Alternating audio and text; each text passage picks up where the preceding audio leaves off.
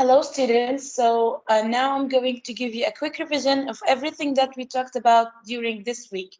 So the first thing that we took this week was writing a play script, which was on the students' book, pages 50 and 51.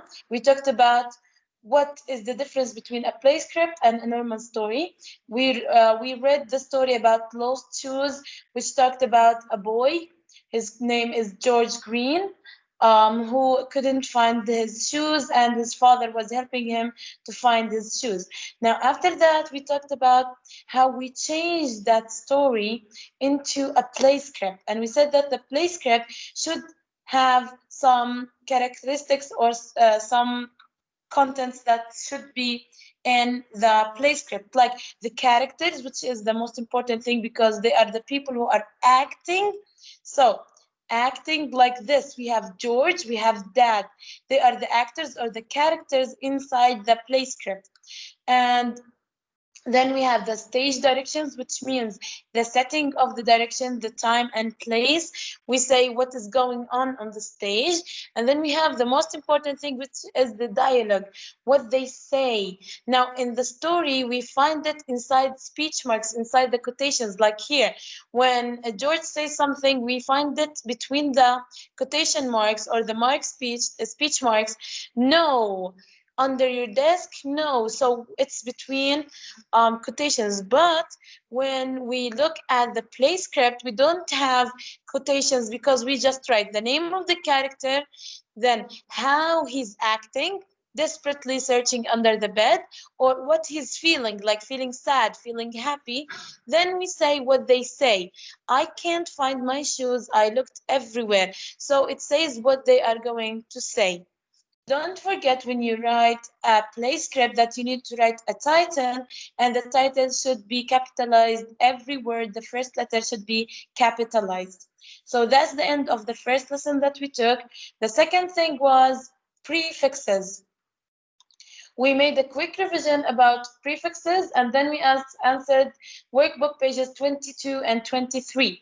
Now, the prefixes that we learned about are pre, which means before, un, or this, which means not, miss, which means wrong or bad, and re means again. Now, before we continue, we're going to revise what's the meaning of a prefix. A prefix is a group of letters that is added before a root word to make a new word or to make a new meaning. Like respect, disrespect, which means not respecting. Look at the girl, she disrespects her mother. Kind, unkind. Look at the girl, she's laughing at him, she is unkind. Tidy, untidy. The room is untidy, it's not organized, it's not tidy. Appear, lucky. Look at the panda, he's sad because he is unlucky because his balloon got popped. Dress, undress, which means to take off your clothes. Comfort, discomfort. Discomfort means like a pain or something uncomfortable, which means he's feeling discomfort in his stomach. Now, like, dislike. The boy dislikes broccoli. Necessary, unnecessary, which means you don't need it. She's getting rid of all the unnecessary clothes in her closet. Order, disorder. It means that you have something wrong with your mind, with your mentality. Trust, distrust. Look at him. Trusts, strange,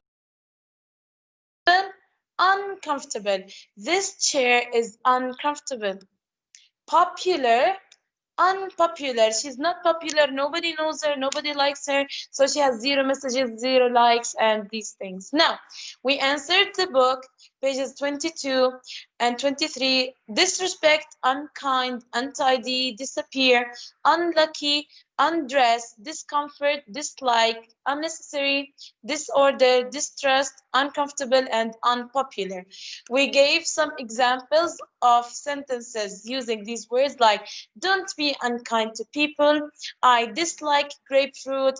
Dad was sad because my room was untidy. Saeed's chair is uncomfortable and he lost because he was unlucky. Now, again, we said that re means again, un and this means not, pre means before. Let's figure out what the prefix re means. Reread means read again. Rewrite means write again. Replay means play again. So when we have re before the word, it means again. Now, what is the meaning of the following word? Refill means fill again. Retake means to take again. Unhook means to not hook, to take off the hook. Readdress means to address again. Pre-cook means to cook before. So pre means before. Now, I gave some sentences like refill your bottle before PE class. You need to retake the exam. Unhook the fish from the hook. The teacher will readdress the problem. And finally, pre-cook the rice before you make sushi. Now remember, it starts with capital letter, it ends with a full stop. Now, we have other words that we learned about. Decode, which means to, when we have a password, we decode it to like solve the problem. Recapture means to capture again. You capture, you catch the rabbit.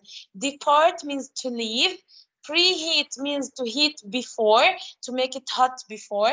And rechargeable means you can charge it again like a battery. It's rechargeable. Now, we use rechargeable batteries which are more environmentally friendly.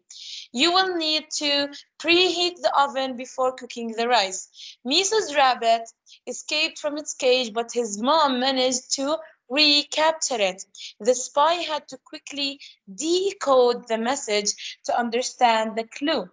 We had to hurry because the train would depart the station in 1 hour. So that's the end of the second lesson. And then we made a quick revision about the exam, what's going to be included in the exam. And the most important thing is the workbook. Let's open the workbook for 1 second.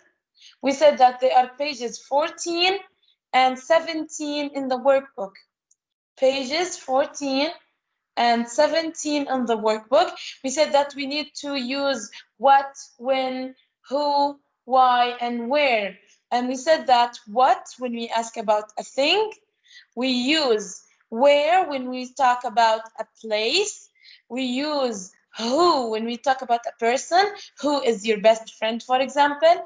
We use why when we ask for a reason. So why are you sad? Because I lost my friends. Well, which one is your favorite movie? So like here, what day is it here? What day when asking about something? Where was the cake? In the oven, because it's a place.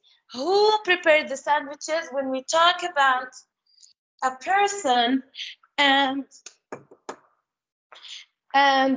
why did Emilia put the food outside? When we talk about the reason. Okay, now let's go to page 7. Before we go to page 17, on page 14, we revised command verbs or bossy verbs. Now, bossy verbs mean the verbs that tell you what to do. So, put, yes, it is a bossy verb. Are, no, it's not a bossy verb.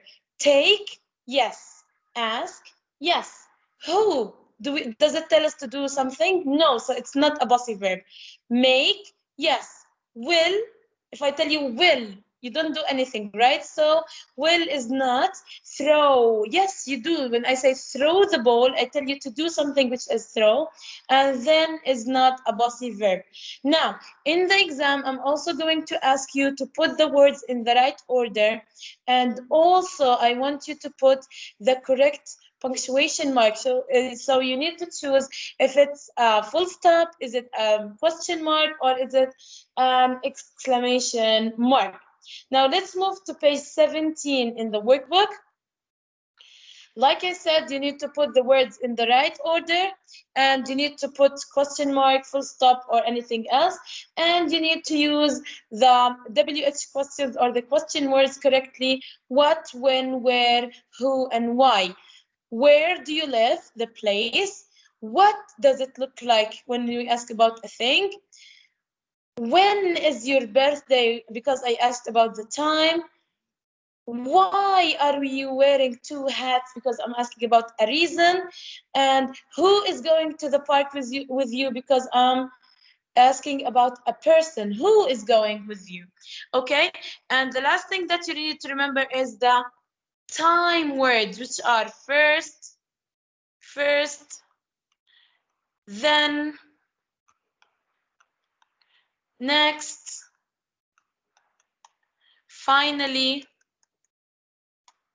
But sometimes we use first, second, third, fourth. So when we use numbers, we continue with numbers, first, second, third, and fourth, or we say time words like first, then, next, and finally, and after that, and these things. Okay, so this is everything. Then we have the silent letters. We said that we have the silent K and the silent B. The K, we usually put it, or we always put it at the beginning, like when we say knife, we write the K. We don't say knife, but we write the K. And we have climb, the silent letter here is B. So be careful. When it's at the end of the word, it's B. When it's at the beginning, it is K. Okay? Also, we talked about adding ER and EST to the adjectives, and especially the adjectives that end with Y. So when we add ER or EST to windy, the Y before it is D, and the D is not a vowel. The vowels are O, A, E, I, and U. So because the D is not a vowel, the Y will run away, and instead of the Y, we will have an I. Excellent. We will have an I. Then we add ER when we want to add windier, and then we have windiest, which is when we add EST. So that is everything that we took this week. We answered also the Mulan workbook questions. I will send them on the group. And thank you very much for listening to me, and thank you very much for being active this week. And we'll see you next